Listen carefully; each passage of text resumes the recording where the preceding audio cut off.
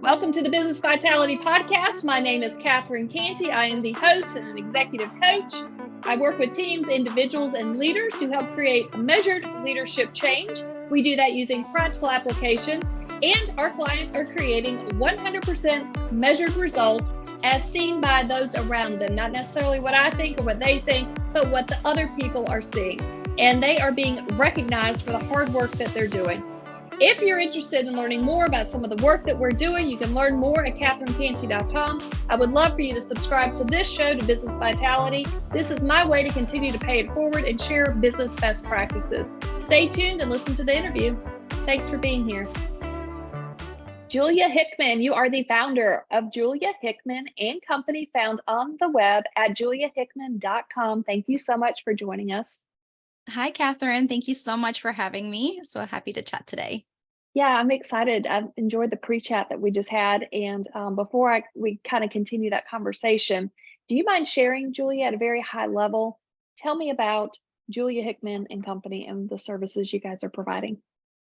Yeah, so we are still a relatively new company. I started the business just a little over a year ago from the date when we're recording this, but it was really this desire to help entrepreneurs, business owners share their voice, share their soul message with their ideal people, and to help them focus on their brilliance. So that way they can show up in their best light, their best energy, and we can help them with all the pieces that it takes to get a podcast going and running and really fitting into the overall business strategy that these business owners are looking to achieve and looking to get for their business. And it really came to me because I had a previous business, my first business. And for that business, I did a lot of podcast guesting. So I dipped my toes in the water with that for several years before I started my business, and then even started my own podcast before I had the idea to start this new business. So yeah, that's a little bit about how that came about. It sounds like you've got a bit of a marketing background. Some of this was in corporate, and you were exposed to a lot of different ways of being able to market to different customers. And I think it's interesting that you're serving this podcast audience that's out there. And then I'm also hearing with these larger companies that are out there, they're starting to dip their toes into podcasting. And I think it's interesting that they can just add one more tool to their arsenal. But I imagine that the way that maybe some of those messages are shared, or maybe the approaches, or could they be similar or could they be different compared to a solopreneur versus some of these larger organizations that I've worked with over the years? They're 500 million and bigger, but they're still using the same tools, which is podcasting and sharing the message in a whole different kind of format than traditional marketing that we've seen in the past. Do you want to talk a little bit about maybe some comparisons or similarities between the two? Yes, definitely. So I've been really getting consistent with using LinkedIn as my own marketing tool recently.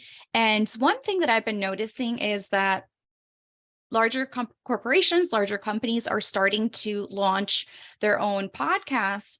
And I've been sort of doing my own little research, and I'm looking at what I'm seeing, whether it's past employers of mine or employers of, acquaintances and friends on LinkedIn, and then either my clients or other smaller entrepreneurs that I know.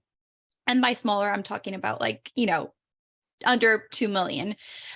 So the one thing that I see is that, and I think one opportunity that bigger companies have is to really add more of a human element to their podcast, because I see some companies and they're sort of sharing a lot of this is what we do, this is how we work.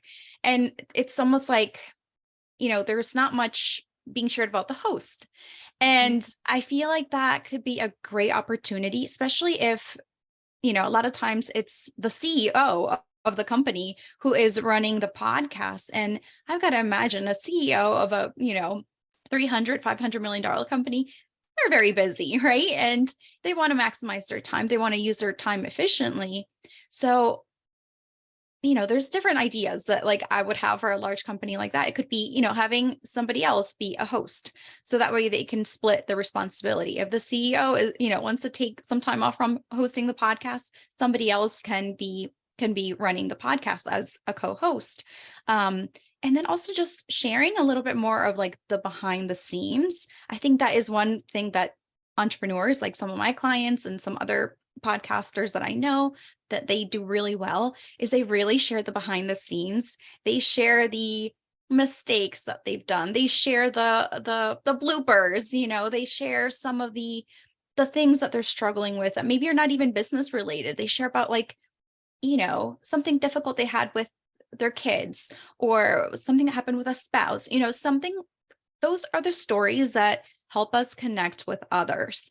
And I think that is a huge opportunity for companies, is to really add a little bit more of that human element to be able to really connect with their ideal audience, whether that's, clients or partners, investors.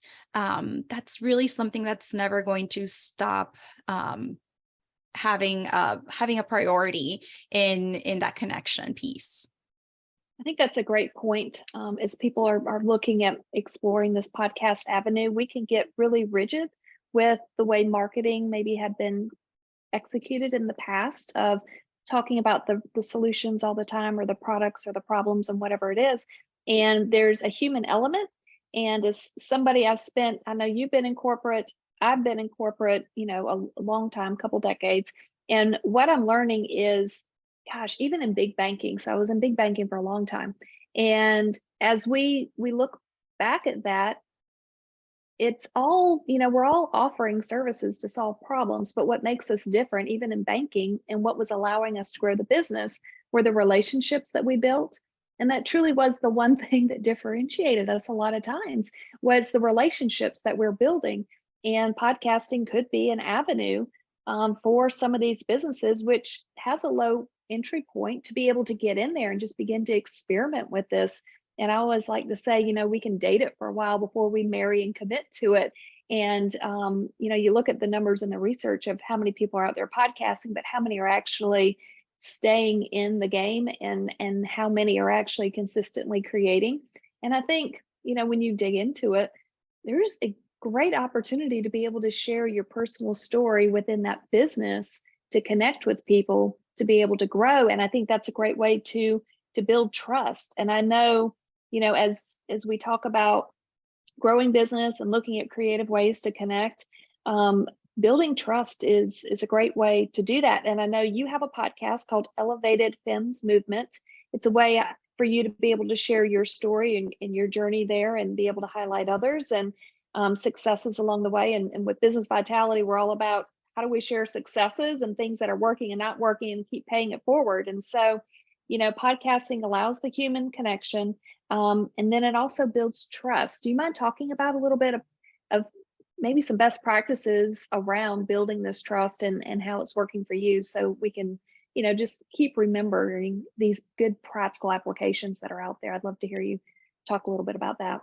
Yes, absolutely. So I think as business owners, we want to work with the ideal people for us, right? I guess there's different businesses. Some businesses, they'll work with a wide variety of people, but the more niche you are in your company, the more that you try to like reach and really attract a certain type of person, right? Or a certain type of individual. And that requires really earning that trust, right? Especially if you want to have this person be a long-term part of your company. So one thing that I found for me helps build trust is, it goes back to that human factor, and it goes back to being authentic and sharing how I got to where I am, sharing my struggles. So my podcast is actually a great example of that, because when I started my podcast, I had a different business. So my first business, I was a lifestyle and fitness coach, and I worked with entrepreneurial women and career women. So those were my two niches that I served. So when I decided to start this new business, I actually put pause on the first business, kept some clients, but no longer marketed that business. But instead of completely changing, or I'm sorry, instead of like shutting down my podcast completely, I decided to just rebrand it. And to me, that was because I already knew that there were enough of there was already enough of an ideal audience listening to that podcast that could still benefit from a podcast that now was going to be more about business and marketing and podcasting. And instead of like starting all over, reinventing the wheel again, I said, look, I already have people who are listening to me. They want to learn from me. Yes, they're probably interested in, wellness and that more of that stuff. But hey, they might also be interested in this, because if they're an entrepreneur and they're interested in maybe starting a podcast down the line, or maybe they have a podcast, but they're looking to learn how to maximize it and how to get the most out of it, this still fits. Or if they're a career woman, they're working in corporate, they don't have their own business, but they're still maybe interested in creating their own personal brands and really like learning how to stand out in their career so they can elevate to that next position or to that dream company that they want to work with.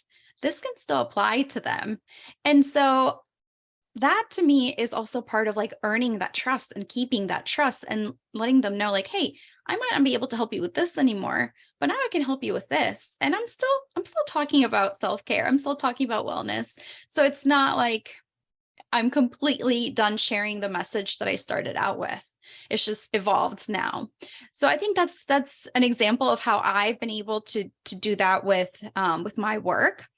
And that applies to, I think, almost anything. So whether it's, a company that is looking to add on a new service, a new branch of the company, right? You can still find ways to tie in that philosophy that you teach, right? So in my fitness business, I had this philosophy, and it was that I help busy entrepreneurial and career women make fitness improve, but not consume their lives. And now in my business at Julia Hickman and Co, what we do is we help entrepreneurs make business improve, but not consume their lives. So it's still like a very similar philosophy. It's just, slightly different. So I think that whoever's listening, if you're listening to this, you can think about how that applies to your work and think about how you can continue to tie in your message, because really our message, our voice and the underlying main message that we share, that's what builds trust, and repeating that again and again, because people need repetition to remember what we stand for, right? It's part of our branding, really. So yeah, that's sort of a long-winded answer to that question, but it's just an example of how I've been able to apply it. And I really think that many businesses can make that apply to their own goals. Fantastic. You've said a few things, and I'm just kind of taking notes as we talk.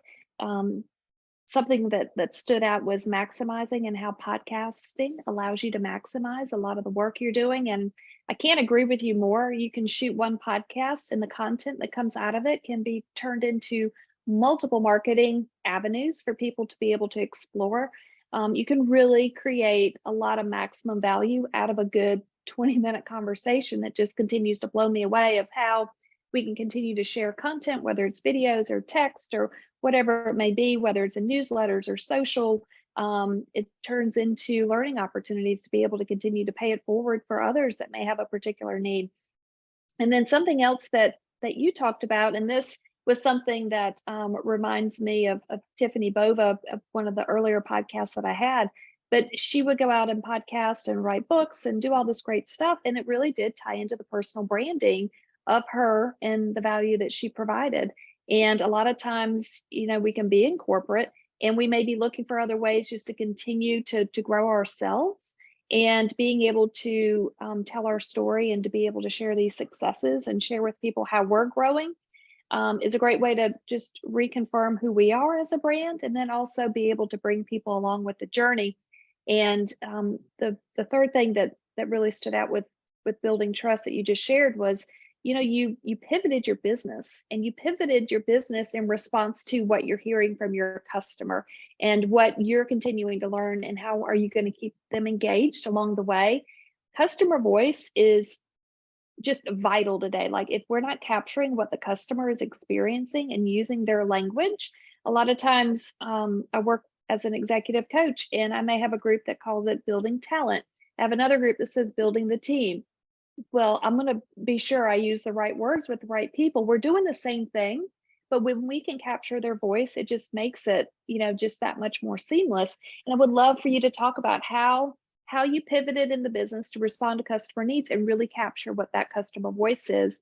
I mean, I could talk all day about customer voice. So I want to hear from you. Tell me about customer voice, and what are your thoughts around capturing all that good stuff?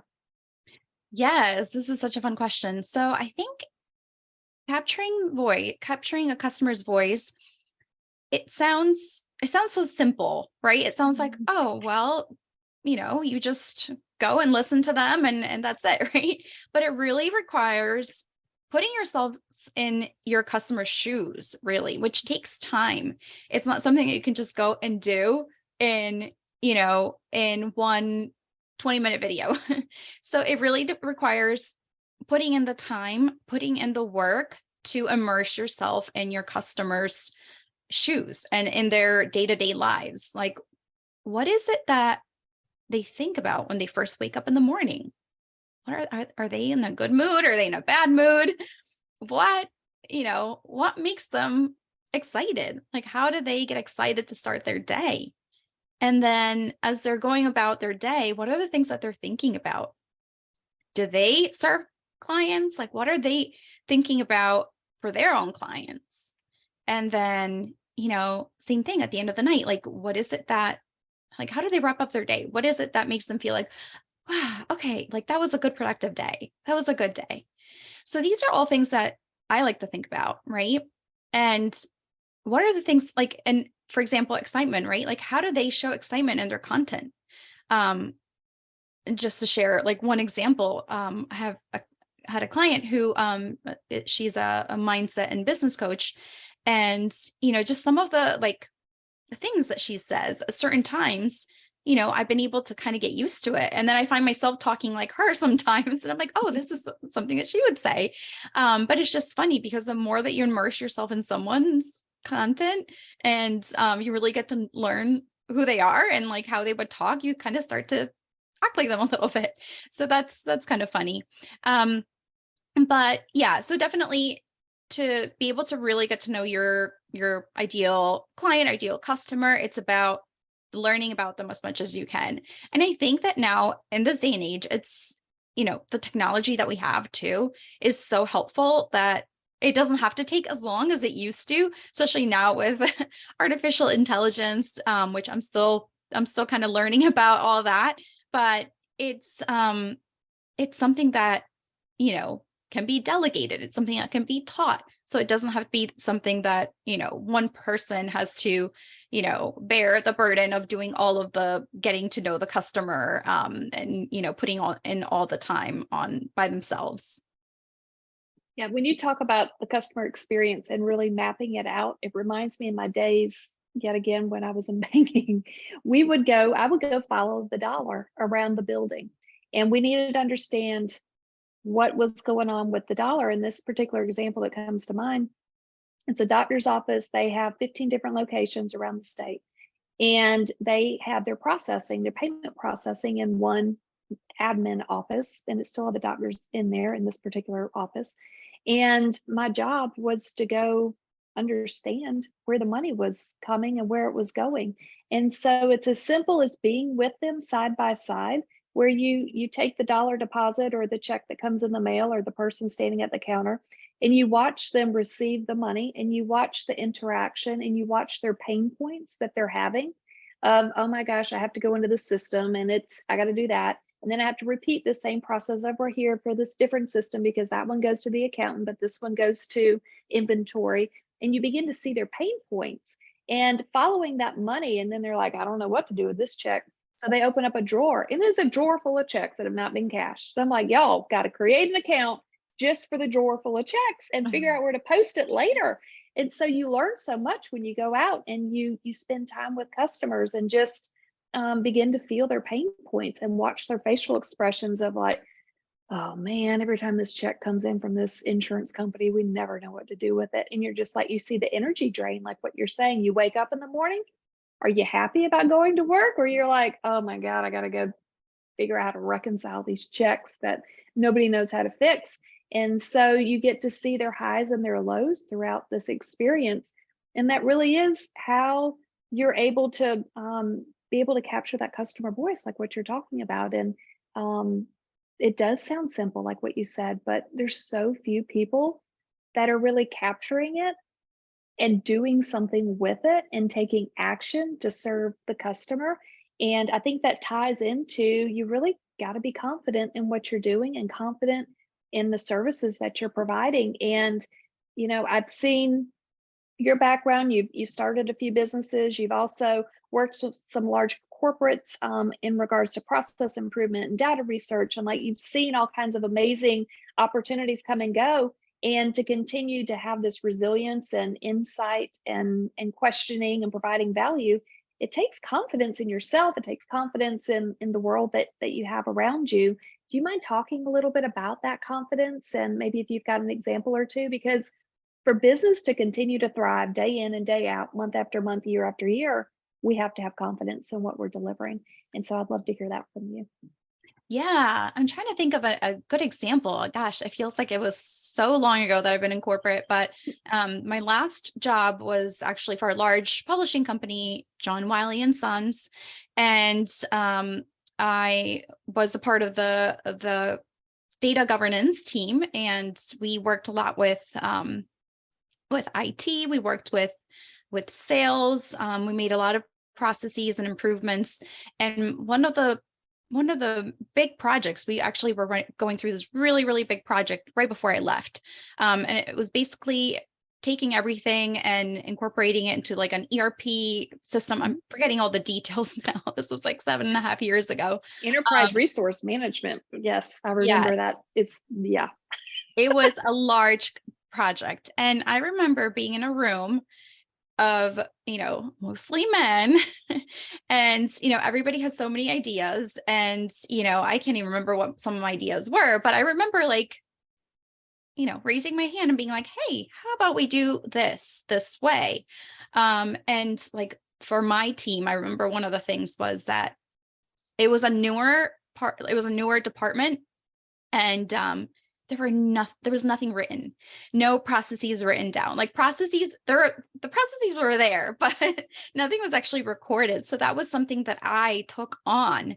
And, I remember even like right before I left, I made sure that everything was up to date because, it was my fear, like, gosh, if somebody comes and steps into my role, because there's so many different things and things were always changing, especially with a project going on. And I'm like, gosh, they're going to be like hating themselves.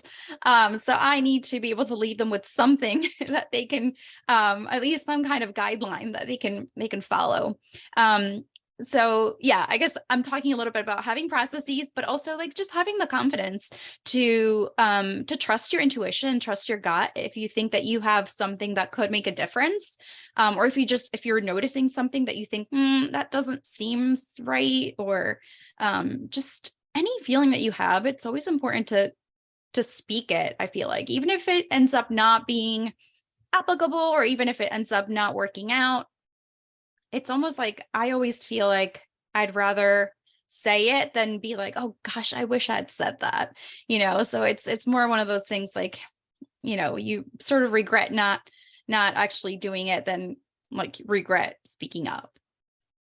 I think that's true. And a lot of the CEOs I work with, as I listen to them, they want to hire thinkers. They want to hire the people that are solving the problems and speaking up and respectfully challenging.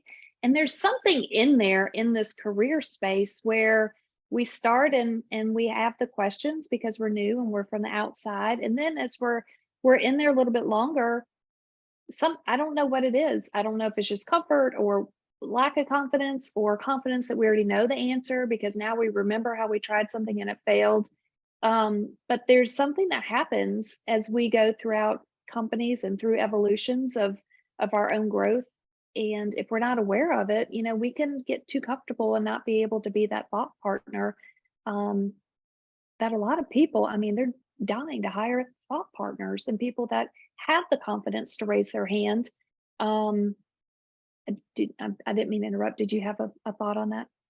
No, I'm just agreeing with you so much because I think the higher up you are in your company, the more responsibility you have, and it's like less thinking space that you have in your brain. So if you can offload some of that to somebody who gets it and somebody who is willing to brainstorm and willing to make decisions that you trust, that's a game changer. There's great benefit in having people that can just do the things and check the things off, but in actually having somebody that can help you think and somebody who can sort of think like you, or maybe even think differently, because there's also a lot of benefit in that. But you know what you need, right? Like, what your company needs, whether it's somebody who thinks more like you or somebody who brings in like a whole different perspective. But as long as you can kind of offload that and have that white space, that is, that's a game changer. I would agree. All of the coaching clients that I work with, they all cringe when I say, all right, now how much time a week are you spending thinking about what you're going to be doing in this upcoming week and the upcoming quarter and what's going on? And they're like, well, I should be spending this, but I'm not spending that much time because I tend to get reactive. And so it's shifting that mind, kind of like what you talked about earlier. You work mindset. Clients is, we got to change the way we're thinking along this process. And, if you're looking for new ideas, I think what you're doing right now with podcasting and allowing some of these bigger companies just to kind of dip their toe in the water and to begin to experiment with podcasting and just date it a few times and don't commit and completely marry it because you may be like, whoa, that's a bigger lift.